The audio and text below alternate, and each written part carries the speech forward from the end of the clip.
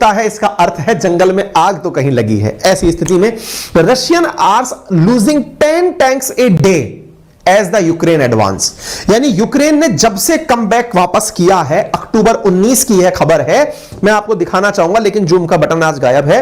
अक्टूबर 19 2022 की खबर है कि प्रतिदिन जब से यूक्रेन वापस से अपने उन 15% हिस्सों को जिस पर रशिया सो कॉल्ड अपना कब्जा करके बैठा है उन्हें लेने जा रहा है, प्रतिदिन 10 टैंक का नुकसान हो रहा है। अगर मैं एक नंबर आपके सामने साझा करूं तो आज 30 अक्टूबर की यह खबर है, आप इसको जरा नोटिस करें तो आपके सामने एक आंकड़ा यहां दिखाई पड़ जाएगा। 2672 टैंक रशिया के अब तक यहां पर खत्म हो चुके हैं। साथियों, आपने अगर बॉर्डर फिल्म देखी हो, मैं कोशिश करूं, मतलब मैं रिक्वेस्ट कर सकता हूं आपसे, अगर समय मिले तो सनी देओल की एक फिल्म है बॉर्डर करके फिल्म है, मौका मिले तो देख लीजिएगा। उस समय के युद्ध की परिस्थितियों को दिखाने का प्रयास हुआ है। कारगिल के ऊपर भी फिल्म बनी हुई है, आप उसे भी देखें। ये एटलीस्ट आपको उस दृश्य को, परिदृश्य को समझाने में काफी योगदान देती है। जैसे मैं गाजी अटैक के बारे में बहुत से लोगों से कहता हूं उस फिल्म को देखें, क्योंकि उसमें आपको सबमरीन पहली बार देखने को मिलती है कि वो कैसे लड़ाई में योगदान देती है। ठीक है, खैर एनीवे, तो आप नो टैंक की वैल्यू वहां से समझ पाएंगे। अभी रनवे 34 है कि 24, नहीं रनवे नहीं, भुज करके एक फिल्म आई थी अजय देवगन की, उसमें भी टैंक्स का योगदान दिखाया है, आप देख सकते हैं। एनीवे, तो जो टैंक्स है ना वो रशियंस के यहां पर बहुत बड़ी मात्रा के अंदर खत्म होते जा रहे हैं। अब अगर ये खत्म हो रहे हैं तो साहब इसका मतलब चिंता का विषय है। इनके लिए तो चिंता का है ही, उन सबके लिए भी है जिनके पास में रशियन टैंक्स हैं। आपको मैं बताऊं, जो दो तरह के टैंक यहां पर बहुत ज्यादा क्षतिग्रस्त हो रहे हैं उनमें T-72 और T-90 टैंक हैं, जो कि पश्चिमी देशों के द्वारा जो एंटी टैंक मिसाइलें चलाई जा रही हैं, और दूसरी चीज जो ड्रोन्स यूज किए जा रहे हैं उनका शिकार बन रहे हैं। अब मैं आपको ड्रोन की कहानी बताता हूं। साथियों, आपको याद होगा मैंने आप लोगों को एक बार एक न्यूज पढ़ाई थी, और वो न्यूज थी कि टर्की, जिसको आजकल टर्कीये कहते हैं, उसके द्वारा बायप्टार नामक एक ड्रोन था जो यूक्रेन को दिया गया था, और उस ड्रोन ने बड़ी मात्रा में टैंक्स की तबाही मचाई थी, यानी कि टैंक का दुश्मन हो गया था बायप्टार ड्रोन।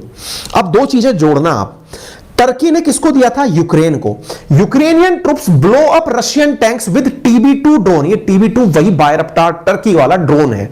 आप यहां देख सकते हैं, टर्किश ड्रोन डेस्ट्रॉय $26 मिलियन के रशियन मिलिट्री असेट्स को इस ड्रोन अकेले ने मार गिराया। तभी तो जेलेंस्की ने इस कंपनी के निर्माता को बुलाकर अपने यहां का मतलब सम्मान, बड़ा सम्मान उस व्यक्ति को दिया था। आप ये तस्वीरें देख सकते हैं, मैंने ये सेशन कराया हुआ है, आप सबने मेरे इन सेशंस को सुना होगा।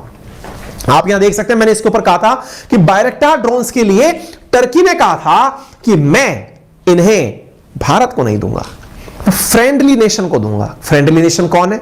यूक्रेन है उसके लिए, और पाकिस्तान है। हालांकि टर्की के लिए फ्रेंडली नेशन रशिया भी है, लेकिन जब बिजनेस की बात आई जनाब तो उसने यूक्रेन को पकड़ा दिया। अब बात यह बनती है कि इधर पाकिस्तान के पास में यही ड्रोन, जिसने की लगभग $26 मिलियन के हिसाब से टर्किश ड्रोन ने इतना नुकसान पहुंचा दिया रशियन टैंक्स को, इससे बहुत बड़ा चैलेंज क्रिएट क्या होता है?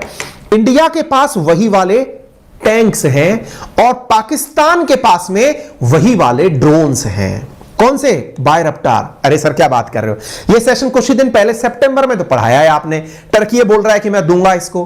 भाई साहब, खबरें और भी आई हैं, और खबरें ये हैं कि पाकिस्तान गेटिंग बायरप्टार ड्रोन, अक्टूबर 14 की खबर है। और भी अगर तस्वीरें आप ध्यान से देखें तो जनाब निकल के खबरें तो ये तक आ रही हैं कि पाकिस्तान के पास बायरप्टार ड्रोन पहुंच चुका है।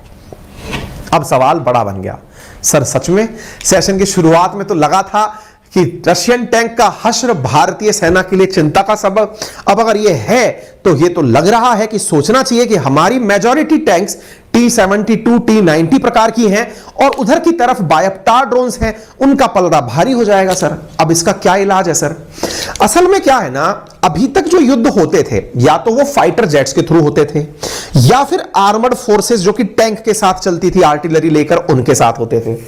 अभी रिसेंट डेज में बहुत कम देश इस चीज के लिए प्रिपेयर थे कि ड्रोन जो है वो युद्ध में क्या नुकसान मचा सकते हैं।